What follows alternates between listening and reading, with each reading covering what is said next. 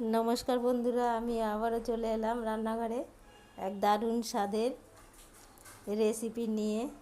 আমি আলু ভাজি, এই যে গোল গোল করে আলু কেটে নিয়েছি, সেটাকে ধুয়ে আমি এখানে নিয়ে নিয়েছি। দেখতে থাকুন কি কি করছি। এখানে দিয়ে দিচ্ছি লঙ্কার গুঁড়ো,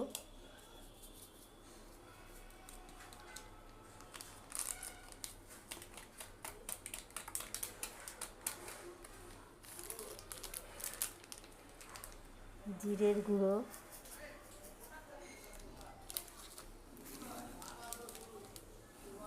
ধনিয়ার গুঁড়ো,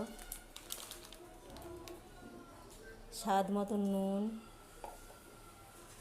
কালো জিরে, হলুদ, বেসন,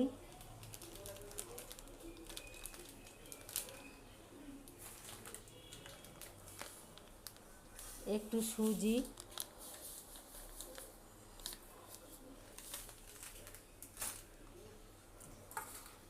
এটাকে ভালো করে মেখে নেব।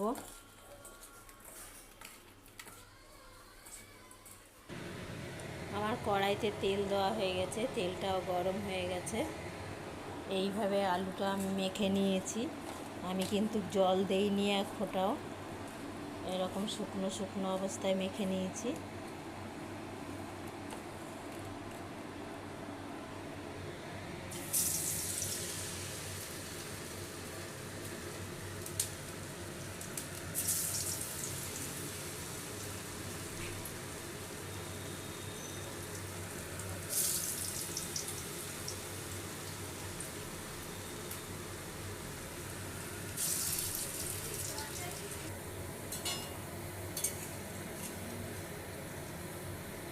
এক পিঠ হয়ে গেছে, আমি এবার উল্টে দিচ্ছি।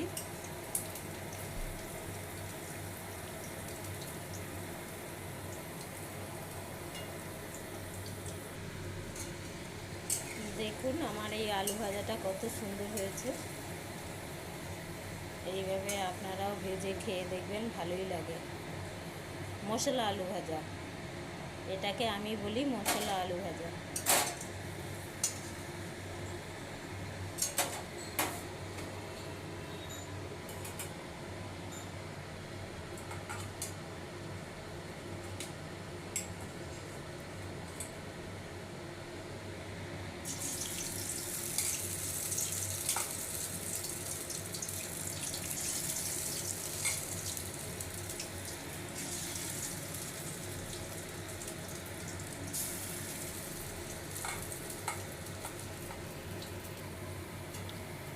আমার সব আলু ভাজাগুলো হয়ে গেছে।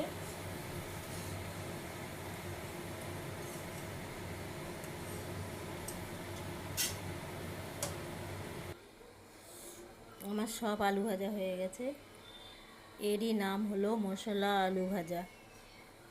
খেতে খুবই ভালো লাগে, আপনারাও এইভাবে করে খেয়ে দেখবেন। আজকের রেসিপি এই পর্যন্ত।